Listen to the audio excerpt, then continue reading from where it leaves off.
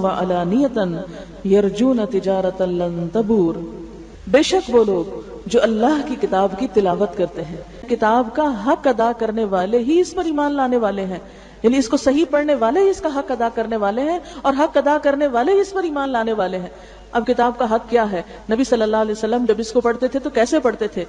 اس کے حق دو طرح سے آپ جانیں، یعنی تلاوت کا حق جو ہے، یعنی اس کے ریڈنگ کا جو حق ہے. نمبر ایک یہ ہے زبر، زیر، پیش، شد، مد، جزم، یہ جتنی بھی حرکات ہیں ان سب کا صحیح حق دیا جائے. یعنی زبر کو آپ مد بنا دیں اور مد کو آپ زبر کر دیں، کھڑی زیر کو کھڑی زبر پڑھ دیں اور الٹی پیش کو آپ زیر سے بدل دیں، یہ تبدیلی نہیں کر سکتے ہم اپنی مرضی سے، کیونکہ ان حرکات میں تبدیلی سے معنی بدل جاتا ہے. مثلا آمنو اور آمنو میں فرق صرف زبر اور زیر کا ہے، لیکن بہت بڑا فرق ہو جاتا ہے. آمنو کا مطلب ہوتا ہے وہ ایمان لائے، اور آمنو کا مطلب ہے ایمان لے آؤ. ہو گیا نا فرق؟ ایمان لے آؤ اور ایمان لے آئے، دونوں میں فرق ہو گیا. فرق ہے زبر اور زیر کا. قرآن کا مطلب بدل جاتا ہے اگر ہم زبر زیر میں غلطی کرتے ہیں. اس کی بہت سی مثالیں، اس وقت اتنا وقت نہیں کہ میں لمبی چوڑی مثالوں سے آپ کو بات سمجھاؤں. تو تلاوت کے حق میں پہلی چیز کیا ہے کہ جب پڑھیں تو ہماری عام غلطی پاکستانی لوگوں کی قرآن پڑھنے کی کیا ہوتی ہے کہ وہ زبر جہاں پڑھنی ہوتی ہے وہاں کھڑی زبر پڑھ جاتے ہیں، جہاں لمبا نہیں کرنا ہوتا وہاں لمبا کر جاتے ہیں، اور جہاں لمبا کرنا ہوتا ہے وہاں اس کو چھوٹا پڑھ جاتے ہیں. اور دوسری چیز جو ہے وہ حروف کے صحیح مخارج ادا کرنا ہے، یعنی اپنی حد تک کوشش کرنی چاہیے، کیونکہ قرآن عربی زبان میں نازل ہوا ہے تو عربی انداز اور عربی لہجہ بھی اختیار کرنا چاہیے. اور اس کا بہترین طریقہ کیا ہے کہ عرب قاریوں کی کیسٹ سنیں. پہلے زمانے میں تو لوگوں کے لیے مشکل تھا کہ کسی دوسرے ملک میں رہتے ہوئے عرب ملک میں جائیں اور وہاں کسی عرب استاد کے پاس بیٹھ کے عربی لہجہ اختیار کریں. آج کے دور میں تو الحمدللہ یہ چیز مشکل نہیں رہی. گھر گھر میں قرآن کی کیسٹ سونی چاہیے. آپ دیکھیں کہ ہم میں سے کوئی گھر ایسا نہیں جس میں گانوں کی کیسٹیں نہ ہو، کوئی گاڑی ایسی نہیں نظر آتی کہ جہاں پر گانوں کی کیسٹیں نہ ہو. اب بچہ جو ہے وہ گانوں کا شدائی ہے. ہمارے بچے کو یہ تو پتا چل گیا کہ روح کی غذا موسیقی ہے، لیکن یہ پتا کیوں نہیں کہ روح کی غذا قرآن کی تلاوت میں ہے. تلاوت قرآن روح کی غذا ہے. جو اللہ نے اصل غذا رکھی ہے وہ چھوڑ کے ہم اور چیزوں کے پیچھے لگے ہوئے ہیں. تو ہمیں اپنے بچوں کو، اپنے گھر والوں کو متبادل دینا ہے، آلٹرنیٹ دینا ہے. جو موسیقی روح کی غذا بنائی ہوئی ہے اس کے بدلے میں دوسری کیسٹوں سے ریپلیس کرنا ہے. قرآن پاک کی خوبصورت قراءات جو ہیں ان کا ذوق پیدا کریں اپنے گھروں کے اندر، اپنے بچوں کے اندر. جہاں وہ اپنا لگاتے ہیں وہاں آپ صبح فجر نحمدہ ونصلی علی رسولہ الکریم، اما بعد فاعوذ باللہ من الشیطان الرجیم، بسم اللہ الرحمن الرحیم، رب اشرح لی صدری ویسر لی امری واحلل عقدۃ من لسانی یفقہوا قولی. سب سے پہلے ان طالبات کو، ان خواتین کو مبارکباد پیش کرتی ہوں جن کی زندگی میں آج یہ لمحہ آیا ہے کہ اللہ سبحانہ و تعالیٰ کا کلام یعنی قرآن مجید انہوں نے مکمل کر لیا ہے. اس کے ساتھ ہی ان کی استاد کو بھی مبارکباد پیش کرتی ہوں اور اللہ تعالیٰ سے دعا کرتی ہوں کہ اللہ تعالیٰ ان کی کوششوں کو کامیاب فرمائے اور اس میں برکت پیدا کرے. حقیقت یہ ہے کہ قرآن پاک وہ نعمت ہے کہ جس کے مقابل اور کوئی چیز نہیں. اللہ سبحانہ و تعالیٰ فرماتے ہیں قل بفضل اللہ وبرحمتہ فبذلک فلیفرحوا ھو خیر مما یجمعون. کہہ دیجئے کہ اللہ تعالیٰ کے فضل اور اس کی رحمت کے ساتھ انہیں چاہیے کہ خوش ہو جائیں، یعنی اس نعمت کے ملنے پر خوش ہو جائیں. اللہ سبحانہ تعالیٰ فرماتے ہیں ان ھذا القرآن یہدی للتی ہی اقوم. سورۃ بنی اسرائیل کی آیت نمبر 9 ہے کہ حقیقت یہ ہے کہ یہ قرآن وہ راہ دکھاتا ہے جو بالکل سیدھی ہے، جو بالکل درست ہے. کیونکہ اللہ تعالیٰ نے ہمیں صراط مستقیم کی ایک طرف دعا مانگنے کو کہا. سورۃ الفاتحہ میں ہم دن میں کئی بار اللہ تعالیٰ سے دعا کرتے ہیں کہ اہدنا الصراط المستقیم، یا اللہ تو ہمیں سیدھا راستہ دکھا. تو اللہ سبحانہ و تعالیٰ اس قرآن کی شکل میں ہمیں سیدھا راستہ عطا فرماتے ہیں اور ان ھذا القرآن یہدی للتی ہی اقوم. سیدھا راستہ چاہیے تو اس قرآن کو مضبوط پکڑ لو. اسی لیے اس سے پیچھے والی آیت آپ دیکھیں کہ واعتصموا بحبل اللہ جمیعا ولا تفرقوا، اور سب مل کر اللہ کی رسی کو مضبوط پکڑ لو اور تفرقے میں نہ پڑو. گویا سیدھے رستے کے لیے کیا ضروری ہے؟ اس قرآن کو مضبوطی سے پکڑ لیا جائے. اور مضبوطی سے پکڑنے کا مطلب صرف اتنا ہی نہیں کہ اس کو نیچے نہ گرنے دیا جائے، اس کا مطلب یہ بھی ہے کہ اس کو صرف بند کر کے نہ رکھ چھوڑا جائے بلکہ اس کو پڑھا جائے، اور صرف پڑھا ہی نہ جائے بلکہ اس کو سمجھا جائے، صرف سمجھ کے ہی نہ رکھ چھوڑا جائے، اس پر عمل کیا جائے، اور صرف خود ہی نہ عمل کر کے اپنے لیے جنت نہ کمائی جائے، اس کو آگے پہنچایا جائے، آگے پھیلایا جائے، دوسروں تک پہنچایا جائے، جیسا کہ اس آیت میں آپ دیکھ رہے ہیں فَذَكِّرْ بِالْقُرْآنِ مَن يَخَافُ وَعِيدِ، بس تم اس قرآن کے ذریعے ہر اس شخص کو نصیحت کرو جو میری تنبیہ سے ڈرتا ہو، یعنی جس کے دل میں بھی خدا کا خوف ہے، جس کے اندر بھی آخرت کا خوف ہے، جس کو بھی یہ احساس ہے کہ اس نے پلٹ کر واپس جانا ہے، تو اس کے لیے کیا ہے کہ اس کو اس قرآن کے ذریعے نصیحت کرو۔ آپ دیکھیں نصیحت کا مطلب کیا ہوتا ہے؟ خیر خواہی، دہانی۔ ہر انسان جو دوسرے کی خیر خواہی چاہتا ہے، دوسرے کی بھلائی چاہتا ہے، وہ اس کو ضرور اچھی نصیحت کرتا ہے۔ ایک مسلمان کا دوسرے مسلمان پر کیا حق ہے کہ اس کی خیر خواہی کی جائے، جیسا کہ ایک حدیث میں آتا ہے الدین النصیحہ، دین نصیحت کا نام ہے۔ نصیحت کیا؟ خیر خواہی کا نام ہے۔ آپ سے جب پوچھا گیا کہ کس کی خیر خواہی، تو آپ نے اللہ کی خیر خواہی، اس کی کتاب، اس کے رسول، اور پھر عامت المسلمین اور ان کے ائمہ کی خیر خواہی۔ تو عامت المسلمین جو ہیں ان کی خیر خواہی کس چیز میں ہے کہ انہیں یاد دہانی کرائی جائے۔ الحمدللہ ہم سب مسلمان ہیں، مسلمان گھرانوں میں پیدا ہوئے ہیں، ہم سب کے دل میں خدا رسول کی محبت ہے، لیکن ہم بھول جاتے ہیں کہ اللہ تعالیٰ ہم سے کیا چاہتے ہیں، اللہ کے رسول صلی اللہ علیہ وسلم نے ہمارے لیے کیا طریقے پسند کیے ہیں، آخرت میں ہمارا حساب کس چیز کا ہوگا، ہماری دنیا اور آخرت کی کامیابی کا انحصار کس چیز پر ہے۔ اس کے لیے ہمیں بار بار قرآن کی طرف رجوع کرنا پڑتا ہے، اور اسی کے لیے لفظ تذکیر استعمال ہوتا ہے، فذکر یعنی یاد دہانی کراؤ۔ ہم بھول جاتے ہیں، یعنی قرآن پاک صرف ایک دفعہ پڑھ لینے کی چیز نہیں۔ عام طور پر کیا ہوتا ہے، جب بچے ناظرہ پڑھتے ہیں کہتے ہیں ختم کر لیا، ختم کر کے بند کیا اور رکھ دیا، اور پھر جو دنیا کی پڑھائیوں میں لگے بھول گئے۔ نہیں، اس طرح پڑھنا بھی، اور دوسری طرف خاص طور پر بار بار اس کتاب کے مطابق اپنے عمل کا جائزہ لینا جو ہے وہ بے حد ضروری ہے۔ اس لیے آج کی اس مجلس کے حوالے سے میں نے چند آیات جو سلیکٹ کی ہیں وہ سورۃ فاطر کی آیات ہیں۔ ان الذین یتلون کتاب اللہ واقاموا الصلاۃ وانفقوا مما رزقناہم سرا وعلانیۃ یرجون تجارۃ لن تبور، بے شک وہ لوگ جو اللہ کی کتاب کی تلاوت کرتے ہیں، بے شک وہ لوگ جو اللہ کی کتاب پڑھتے ہیں، واقاموا الصلاۃ اور نماز قائم کرتے ہیں، یعنی ایک طرف قرآن ان کے ہاتھ میں ہے، دوسری طرف نمازوں کا اہتمام ہے، وَأَنفَقُوا مِمَّا رَزَقْنَاهُمْ سِرًّا وَعَلَانِيَةً اور اس میں سے جو ہم نے انہیں رزق عطا کیا ہے پوشیدہ اور کھلے خرچ کرتے ہیں، یعنی اللہ کی راہ میں اپنا مال لگاتے ہیں۔ یرجون تجارتاً لن تبور، وہ ایسی تجارت کی توقع رکھتے ہیں جس میں ہرگز خسارہ نہیں، جس میں بالکل نقصان نہیں۔ ہم سب کیا چاہتے ہیں کہ ہم نقصان سے بچ جائیں، ہمیں خسارہ نہ ہو، ہمارا وقت ضائع نہ ہو، ہماری نمازیں ضائع نہ ہو، ہماری نیکیاں ضائع نہ ہو، اسی طرح ہم جہاں مال لگائیں وہاں سے ہمیں فائدہ حاصل ہو۔ تو اس کے لیے اللہ سبحانہ وتعالیٰ نے طریقہ بتا دیا کہ تم اگر ایک ایسی تجارت چاہتے ہو کہ جس میں کوئی نقصان نہ ہو تو اس کے لیے یہ 3 کام اپنی زندگی کا ایک لازمی حصہ بنا لو۔ کون سے؟ یتلون کتاب اللہ، اللہ کی کتاب کی تلاوت، دن میں بھی اور رات کی گھڑیوں میں بھی، نماز کے اندر بھی اور نماز کے علاوہ بھی، کھلے بھی اور چھپے بھی، ہر حال میں، یعنی تمہارے ساتھ یہ قرآن ہو۔ دوسری طرف اقام الصلاۃ، صرف ہم قرآن ہی کے پڑھنے پڑھانے والے نہ ہوں، ہماری نمازیں بھی درست ہوں۔ اقام الصلاۃ میں نماز کی درستگی مراد ہے، نماز کی پابندی کے علاوہ نماز کی درستگی بھی، درستگی میں صرف اس کے الفاظ کی درستگی نہیں، اس کے طریقہ کار کی درستگی بھی اس میں شامل ہو جاتی ہے، اس میں وقت کی پابندی بھی آتی ہے۔ وَأَقَامُوا الصَّلَاةَ وَأَنفَقُوا مِمَّا رَزَقْنَاهُمْ، اور جو ہم نے ان کو رزق دیا ہے اس میں سے وہ خرچ بھی کریں، یعنی ایک طرف پڑھنے پڑھانے کا کام، دوسری طرف عبادت، اور تیسری طرف خدمت خلق۔ انفقوا مما رزقناہم، جو رزق ہم نے ان کو دیا اس میں سے خرچ کریں، اور خرچ کیسا؟ سرا و علانیتاً، چھپا کے بھی اور علانیہ طور پر بھی، ظاہراً بھی۔ اب آپ دیکھیں کیا ہم یہ 3 شرائط پوری کرتے ہیں؟ کیا ہم تلاوت کتاب کا حق ادا کرتے ہیں؟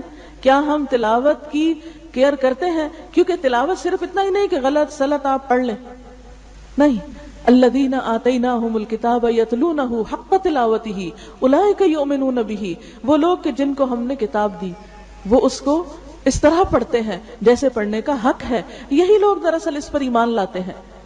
یعنی کتاب کا حق ادا کرنے والے ہی اس پر ایمان لانے والے ہیں، یعنی اس کو صحیح پڑھنے والے ہی اس کا حق ادا کرنے والے ہیں، اور حق ادا کرنے والے ہی اس پر ایمان لانے والے ہیں. اب کتاب کا حق کیا ہے؟ نبی صلی اللہ علیہ وسلم جب اس کو پڑھتے تھے تو کیسے پڑھتے تھے؟ اس کے حق دو طرح سے آپ جانیں، یعنی تلاوت کا حق جو ہے، یعنی اس کے ریڈنگ کا جو حق ہے.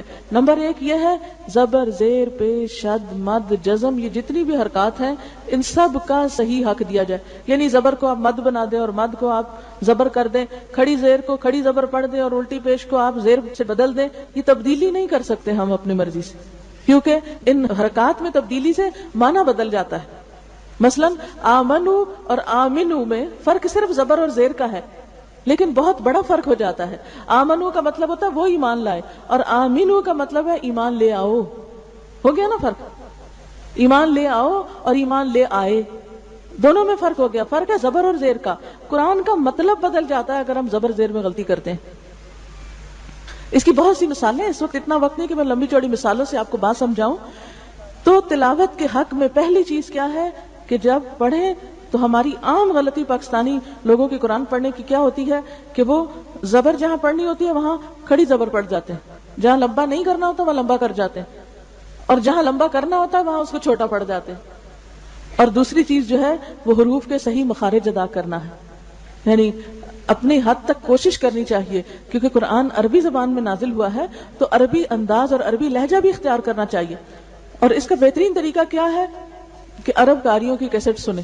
پہلے زمانے میں تو لوگوں کے لیے مشکل تھا کہ کسی دوسرے ملک میں رہتے ہوئے عرب ملک میں جائیں اور وہاں کسی عرب استاد کے پاس بیٹھ کے عربی لہجہ اختیار کریں. آج کے دور میں تو الحمدللہ یہ چیز مشکل نہیں رہی. گھر گھر میں قرآن کی کیسٹ سنی چاہیے. آپ دیکھیں کہ ہم میں سے کوئی گھر ایسا نہیں جس میں گانوں کی کیسٹیں نہ ہو، کوئی گاڑی ایسی نہیں نظر آتی کہ جہاں پر گانوں کی کیسٹیں نہ ہو. اب بچہ جو ہے وہ گانوں کا شدائی ہے. ہمارے بچے کو یہ تو پتا چل گیا کہ روح کی غذا موسیقی ہے، لیکن یہ پتا کیوں نہیں کہ روح کی غذا قرآن کی تلاوت میں ہے. تلاوت قرآن روح کی غذا ہے. جو اللہ نے اصل غذا رکھی ہے وہ چھوڑ کے ہم اور چیزوں کے پیچھے لگے ہوئے ہیں. تو ہمیں اپنے بچوں کو، اپنے گھر والوں کو متبادل دینا ہے، آلٹرنیٹ دینا ہے. جو موسیقی روح کی غذا بنائی ہوئی ہے اس کے بدلے میں دوسری کیسٹوں سے ریپلیس کرنا ہے. قرآن پاک کی خوبصورت قراءات جو ہیں ان کا ذوق پیدا کریں اپنے گھروں کے اندر، اپنے بچوں کے اندر. جہاں وہ اپنا لگاتے ہیں وہاں آپ صبح فجر نحمده ونصلي على رسوله الكريم اما بعد فاعوذ بالله من الشيطان الرجيم بسم الله الرحمن الرحيم رب اشرح لي صدري ويسر لي امري واحلل عقدة من لساني يفقهوا قولي. سب سے پہلے ان طالبات کو، ان خواتین کو مبارکباد پیش کرتی ہوں جن کی زندگی میں آج یہ لمحہ آیا ہے کہ اللہ سبحانہ وتعالیٰ کا کلام یعنی قرآن مجید انہوں نے مکمل کر لیا ہے. اس کے ساتھ ہی ان کی استاد کو بھی مبارکباد پیش کرتی ہوں اور اللہ تعالیٰ سے دعا کرتی ہوں کہ اللہ تعالیٰ ان کی کوششوں کو کامیاب فرمائے اور اس میں برکت پیدا کرے. حقیقت یہ ہے کہ قرآن پاک وہ نعمت ہے کہ جس کے مقابل اور کوئی چیز نہیں. اللہ سبحانہ وتعالیٰ فرماتے ہیں قُلْ بِفَضْلِ اللَّهِ وَبِرَحْمَتِهِ فَبِذَلِكَ فَلْيَفْرَحُوا هُوَ خَيْرٌ مِّمَّا يَجْمَعُونَ. کہہ دیجئے کہ اللہ تعالیٰ کے فضل اور اس کی رحمت انہیں چاہیے کہ خوش ہو جائیں، یعنی اس نعمت کے ملنے پر خوش ہو جائیں. اللہ سبحانہ وتعالیٰ فرماتے ہیں ان ھذا القرآن یہدی للتی ہی اقوم. سورۃ بنی اسرائیل کی آیت نمبر 9 ہے کہ حقیقت یہ ہے کہ یہ قرآن وہ راہ دکھاتا ہے جو بالکل سیدھی ہے، جو بالکل درست ہے. کیونکہ اللہ تعالیٰ نے ہمیں صراط مستقیم کی ایک طرف دعا مانگنے کو کہا.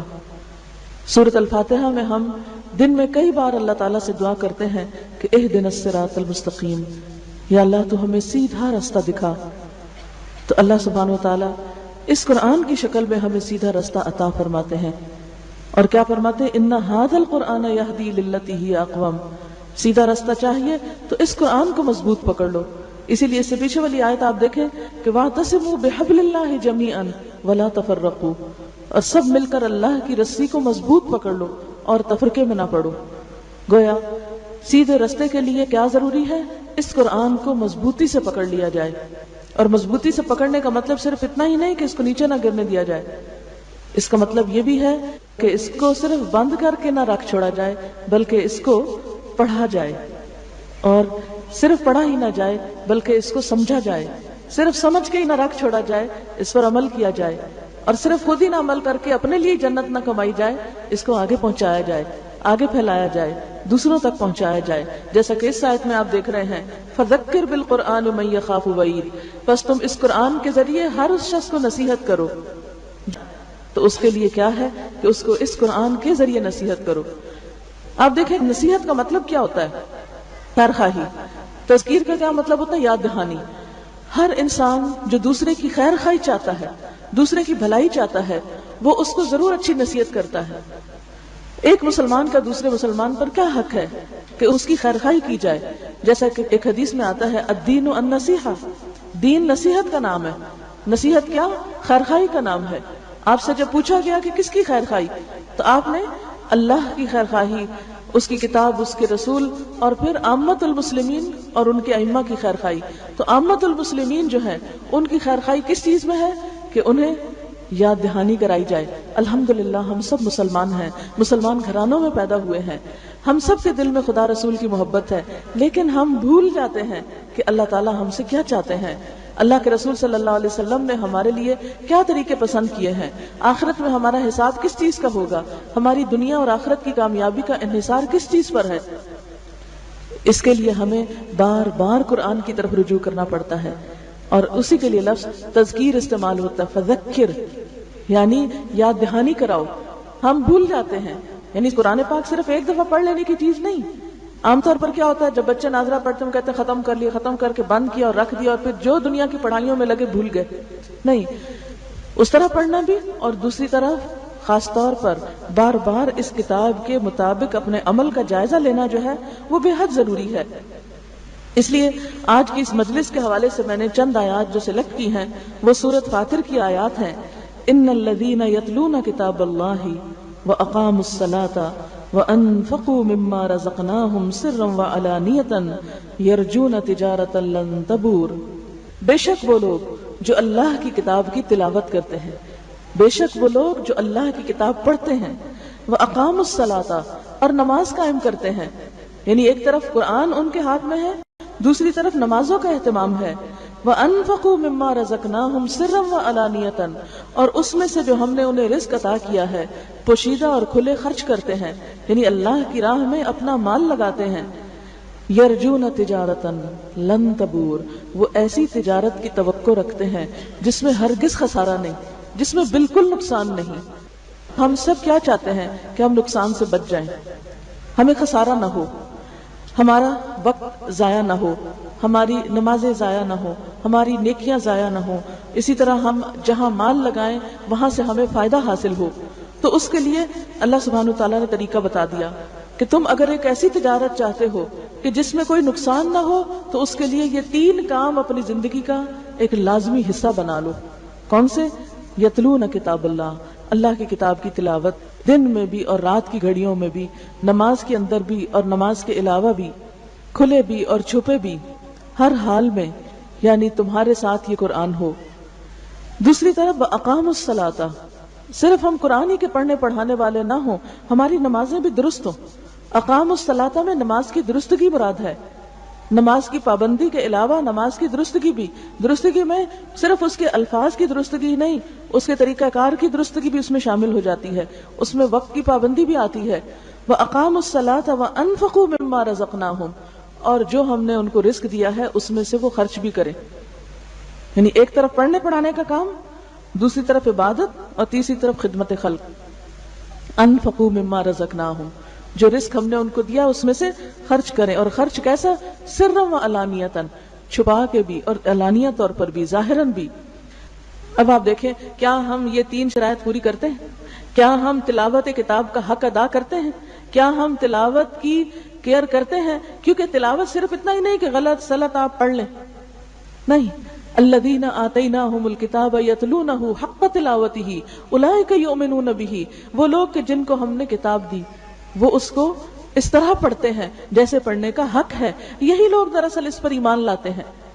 یعنی کتاب کا حق ادا کرنے والے ہی اس پر ایمان لانے والے ہیں، یعنی اس کو صحیح پڑھنے والے ہی اس کا حق ادا کرنے والے ہیں، اور حق ادا کرنے والے ہی اس پر ایمان لانے والے ہیں. اب کتاب کا حق کیا ہے؟ نبی صلی اللہ علیہ وسلم جب اس کو پڑھتے تھے تو کیسے پڑھتے تھے؟ اس کے حق دو طرح سے آپ جانیں، یعنی تلاوت کا حق جو ہے، یعنی اس کے ریڈنگ کا جو حق ہے. نمبر ایک یہ ہے زبر، زیر، پیش، شد، مد، جزم، یہ جتنی بھی حرکات ہیں ان سب کا صحیح حق دیا جائے. یعنی زبر کو آپ مد بنا دیں اور مد کو آپ زبر کر دیں، کھڑی زیر کو کھڑی زبر پڑھ دیں اور الٹی پیش کو آپ زیر سے بدل دیں، یہ تبدیلی نہیں کر سکتے ہم اپنی مرضی سے، کیونکہ ان حرکات میں تبدیلی سے معنی بدل جاتا ہے. مثلا آمنو اور آمنو میں فرق صرف زبر اور زیر کا ہے، لیکن بہت بڑا فرق ہو جاتا ہے. آمنو کا مطلب ہوتا ہے وہ ایمان لائے، اور آمینو کا مطلب ہے ایمان لے آؤ. ہو گیا نا فرق؟ ایمان لے آؤ اور ایمان لے آئے، دونوں میں فرق ہو گیا. فرق ہے زبر اور زیر کا. قرآن کا مطلب بدل جاتا ہے اگر ہم زبر زیر میں غلطی کرتے ہیں. اس کی بہت سی مثالیں، اس وقت اتنا وقت نہیں کہ میں لمبی چوڑی مثالوں سے آپ کو بات سمجھاؤں. تو تلاوت کے حق میں پہلی چیز کیا ہے کہ جب پڑھیں تو ہماری عام غلطی پاکستانی لوگوں کی قرآن پڑھنے کی کیا ہوتی ہے کہ وہ زبر جہاں پڑھنی ہوتی ہے وہاں کھڑی زبر پڑھ جاتے ہیں، جہاں لمبا نہیں کرنا ہوتا وہاں لمبا کر جاتے ہیں، اور جہاں لمبا کرنا ہوتا ہے وہاں اس کو چھوٹا پڑھ جاتے ہیں. اور دوسری چیز جو ہے وہ حروف کے صحیح مخارج ادا کرنا ہے. یعنی اپنی حد تک کوشش کرنی چاہیے، کیونکہ قرآن عربی زبان میں نازل ہوا ہے تو عربی انداز اور عربی لہجہ بھی اختیار کرنا چاہیے. اور اس کا بہترین طریقہ کیا ہے کہ عرب قاریوں کی کیسٹ سنیں. پہلے زمانے میں تو لوگوں کے لیے مشکل تھا کہ کسی دوسرے ملک میں رہتے ہوئے عرب ملک میں جائیں اور وہاں کسی عرب استاد کے پاس بیٹھ کے عربی لہجہ اختیار کریں. آج کے دور میں تو الحمدللہ یہ چیز مشکل نہیں رہی. گھر گھر میں قرآن کی کیسٹ سنی چاہیے. اب دیکھیں کہ ہم میں سے کوئی گھر ایسا نہیں جس میں گانوں کی کیسٹیں نہ ہو، کوئی گاڑی ایسی نہیں نظر آتی کہ جہاں پر گانوں کی کیسٹیں نہ ہو. اب بچہ جو ہے وہ گانوں کا شدائی ہے. ہمارے بچے کو یہ تو پتا چل گیا کہ روح کی غذا موسیقی ہے، لیکن یہ پتا کیوں نہیں کہ روح کی غذا قرآن کی تلاوت میں ہے. تلاوت قرآن روح کی غذا ہے. جو اللہ نے اصل غذا رکھی ہے وہ چھوڑ کے ہم اور چیزوں کے پیچھے لگے ہوئے ہیں. تو ہمیں اپنے بچوں کو، اپنے گھر والوں کو متبادل دینا ہے، آلٹرنیٹ دینا ہے. جو موسیقی روح کی غذا بنائی ہوئی ہے اس کے بدلے میں دوسری کیسٹوں سے ریپلیس کرنا ہے. قرآن پاک کی خوبصورت قراءات جو ہیں ان کا ذوق پیدا کریں اپنے گھروں کے اندر، اپنے بچوں کے اندر. جہاں وہ اپنا لگاتے ہیں وہاں آپ صبح فجر نحمده ونصلي على رسوله الكريم اما بعد فاعوذ بالله من الشيطان الرجيم بسم الله الرحمن الرحيم رب اشرح لي صدري ويسر لي امري واحلل عقدة من لساني يفقهوا قولي. سب سے پہلے ان طالبات کو، ان خواتین کو مبارکباد پیش کرتی ہوں جن کی زندگی میں آج یہ لمحہ آیا ہے کہ اللہ سبحانہ و تعالیٰ کا کلام یعنی قرآن مجید انہوں نے مکمل کر لیا ہے. اس کے ساتھ ہی ان کی استاد کو بھی مبارکباد پیش کرتی ہوں اور اللہ تعالیٰ سے دعا کرتی ہوں کہ اللہ تعالیٰ ان کی کوششوں کو کامیاب فرمائے اور اس میں برکت پیدا کرے. حقیقت یہ ہے کہ قرآن پاک وہ نعمت ہے کہ جس کے مقابل اور کوئی چیز نہیں. اللہ سبحانہ و تعالیٰ فرماتے ہیں قل بفضل اللہ وبرحمتہ فبذلک فلیفرحوا ھو خیر مما یجمعون. کہہ دیجئے کہ اللہ تعالیٰ کے فضل اور اس کی رحمت کے ساتھ انہیں چاہیے کہ خوش ہو جائیں، یعنی اس نعمت کے ملنے پر خوش ہو جائیں. اللہ سبحانہ وتعالیٰ فرماتے ہیں ان ھذا القرآن یہدی للتی ہی اقوم. سورۃ بنی اسرائیل کی آیت نمبر 9 ہے کہ حقیقت یہ ہے کہ یہ قرآن وہ راہ دکھاتا ہے جو بالکل سیدھی ہے، جو بالکل درست ہے. کیونکہ اللہ تعالیٰ نے ہمیں صراط مستقیم کی ایک طرف دعا مانگنے کو کہا. سورۃ الفاتحہ میں ہم دن میں کئی بار اللہ تعالیٰ سے دعا کرتے ہیں کہ اہدنا الصراط المستقیم، یا اللہ تو ہمیں سیدھا راستہ دکھا. تو اللہ سبحانہ وتعالیٰ اس قرآن کی شکل میں ہمیں سیدھا راستہ عطا فرماتے ہیں. اور کیا فرماتے ہیں ان ھذا القرآن یہدی للتی ہی اقوم. سیدھا راستہ چاہیے تو اس قرآن کو مضبوط پکڑ لو. اسی لیے اس سے پیچھے والی آیت آپ دیکھیں کہ واعتصموا بحبل اللہ جمیعا ولا تفرقوا، اور سب مل کر اللہ کی رسی کو مضبوط پکڑ لو اور تفرقے میں نہ پڑو. گویا سیدھے رستے کے لیے کیا ضروری ہے؟ اس قرآن کو مضبوطی سے پکڑ لیا جائے. اور مضبوطی سے پکڑنے کا مطلب صرف اتنا ہی نہیں کہ اس کو نیچے نہ گرنے دیا جائے، اس کا مطلب یہ بھی ہے کہ اس کو صرف بند کر کے نہ رکھ چھوڑا جائے بلکہ اس کو پڑھا جائے، اور صرف پڑھا ہی نہ جائے بلکہ اس کو سمجھا جائے، صرف سمجھ کے ہی نہ رکھ چھوڑا جائے، اس پر عمل کیا جائے، اور صرف خود ہی نہ عمل کر کے اپنے لیے جنت نہ کمائی جائے، اس کو آگے پہنچایا جائے، آگے پھیلایا جائے، دوسروں تک پہنچایا جائے. جیسا کہ اس آیت میں آپ دیکھ رہے ہیں فَذَكِّرْ بِالْقُرْآنِ مَن يَخَافُ وَعِيدِ، بس تم اس قرآن کے ذریعے ہر اس شخص کو نصیحت کرو جو میری تنبیہ سے ڈرتا ہو، یعنی جس کے دل میں بھی خدا کا خوف ہے، جس کے اندر بھی آخرت کا خوف ہے، جس کو بھی یہ احساس ہے کہ اس نے پلٹ کر واپس جانا ہے، تو اس کے لیے کیا ہے کہ اس کو اس قرآن کے ذریعے نصیحت کرو. آپ دیکھیں نصیحت کا مطلب کیا ہوتا ہے؟ خیر خواہی. تذکیر کا کیا مطلب ہوتا ہے؟ یاد دہانی. ہر انسان جو دوسرے کی خیر خواہی چاہتا ہے، دوسرے کی بھلائی چاہتا ہے، وہ اس کو ضرور اچھی نصیحت کرتا ہے. ایک مسلمان کا دوسرے مسلمان پر کیا حق ہے کہ اس کی خیر خواہی کی جائے؟ جیسا کہ ایک حدیث میں آتا ہے الدین النصیحہ، دین نصیحت کا نام ہے. نصیحت کیا؟ خیر خواہی کا نام ہے. آپ سے جب پوچھا گیا کہ کس کی خیر خواہی، تو آپ نے اللہ کی خیر خواہی، اس کی کتاب، اس کے رسول، اور پھر عامت المسلمین اور ان کے ائمہ کی خیر خواہی. تو عامت المسلمین جو ہیں ان کی خیر خواہی کس چیز میں ہے؟ کہ انہیں یاد دہانی کرائی جائے. الحمدللہ ہم سب مسلمان ہیں، مسلمان گھرانوں میں پیدا ہوئے ہیں، ہم سب کے دل میں خدا رسول کی محبت ہے، لیکن ہم بھول جاتے ہیں کہ اللہ تعالیٰ ہم سے کیا چاہتے ہیں، اللہ کے رسول صلی اللہ علیہ وسلم نے ہمارے لیے کیا طریقے پسند کیے ہیں، آخرت میں ہمارا حساب کس چیز کا ہوگا، ہماری دنیا اور آخرت کی کامیابی کا انحصار کس چیز پر ہے. اس کے لیے ہمیں بار بار قرآن کی طرف رجوع کرنا پڑتا ہے، اور اسی کے لیے لفظ تذکیر استعمال ہوتا ہے. فذکر یعنی یاد دہانی کراؤ. ہم بھول جاتے ہیں، یعنی قرآن پاک صرف ایک دفعہ پڑھ لینے کی چیز نہیں. عام طور پر کیا ہوتا ہے، جب بچے ناظرہ پڑھتے ہیں کہتے ہیں ختم کر لیا، ختم کر کے بند کیا اور رکھ دیا، اور پھر جو دنیا کی پڑھائیوں میں لگے بھول گئے. نہیں، اس طرح پڑھنا بھی، اور دوسری طرف خاص طور پر بار بار اس کتاب کے مطابق اپنے عمل کا جائزہ لینا جو ہے وہ بے حد ضروری ہے. اس لیے آج کی اس مجلس کے حوالے سے میں نے چند آیات جو سلیکٹ کی ہیں وہ سورۃ فاطر کی آیات ہیں. ان الذین یتلون کتاب اللہ واقاموا الصلاة وانفقوا مما رزقناہم سرا وعلانیۃ یرجون تجارۃ لن تبور. بے شک وہ لوگ جو اللہ کی کتاب کی تلاوت کرتے ہیں، بے شک وہ لوگ جو اللہ کی کتاب پڑھتے ہیں، واقاموا الصلاة اور نماز قائم کرتے ہیں. یعنی ایک طرف قرآن ان کے ہاتھ میں ہے، دوسری طرف نمازوں کا اہتمام ہے. وَأَنفَقُوا مِمَّا رَزَقْنَاهُمْ سِرًّا وَعَلَانِيَةً اور اس میں سے جو ہم نے انہیں رزق عطا کیا ہے پوشیدہ اور کھلے خرچ کرتے ہیں، یعنی اللہ کی راہ میں اپنا مال لگاتے ہیں. يَرْجُونَ تِجَارَةً لَن تَبُورَ وہ ایسی تجارت کی توقع رکھتے ہیں جس میں ہرگز خسارہ نہیں، جس میں بالکل نقصان نہیں.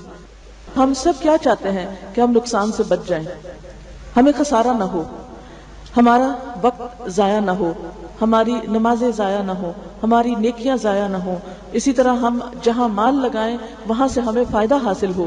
تو اس کے لیے اللہ سبحانہ وتعالیٰ نے طریقہ بتا دیا کہ تم اگر ایک ایسی تجارت چاہتے ہو کہ جس میں کوئی نقصان نہ ہو تو اس کے لیے یہ 3 کام اپنی زندگی کا ایک لازمی حصہ بنا لو. کون سے؟ یتلون کتاب اللہ، اللہ کی کتاب کی تلاوت دن میں بھی اور رات کی گھڑیوں میں بھی، نماز کے اندر بھی اور نماز کے علاوہ بھی، کھلے بھی اور چھپے بھی، ہر حال میں، یعنی تمہارے ساتھ یہ قرآن ہو. دوسری طرف اقام الصلاۃ صرف ہم قرآن ہی کے پڑھنے پڑھانے والے نہ ہوں، ہماری نمازیں بھی درست ہوں. اقام الصلاۃ میں نماز کی درستگی مراد ہے، نماز کی پابندی کے علاوہ نماز کی درستگی بھی. درستگی میں صرف اس کے الفاظ کی درستگی نہیں، اس کے طریقہ کار کی درستگی بھی اس میں شامل ہو جاتی ہے، اس میں وقت کی پابندی بھی آتی ہے. وَأَقَامُوا الصَّلَاةَ وَأَنفَقُوا مِمَّا رَزَقْنَاهُمْ اور جو ہم نے ان کو رزق دیا ہے اس میں سے وہ خرچ بھی کریں. یعنی ایک طرف پڑھنے پڑھانے کا کام، دوسری طرف عبادت، اور تیسری طرف خدمت خلق. انفقوا مما رزقناہم جو رزق ہم نے ان کو دیا اس میں سے خرچ کریں. اور خرچ کیسا؟ سرا و علانیتاً چھپا کے بھی اور علانیہ طور پر بھی، ظاہراً بھی. اب آپ دیکھیں کیا ہم یہ 3 شرائط پوری کرتے ہیں؟ کیا ہم تلاوت کتاب کا حق ادا کرتے ہیں؟ کیا ہم تلاوت کی کیئر کرتے ہیں؟ کیونکہ تلاوت صرف اتنا ہی نہیں کہ غلط سلط آپ پڑھ لیں، نہیں. الذین آتیناہم الکتاب یتلونہ حق تلاوتہ اولئک یؤمنون بہ وہ لوگ کہ جن کو ہم نے کتاب دی وہ اس کو اس طرح پڑھتے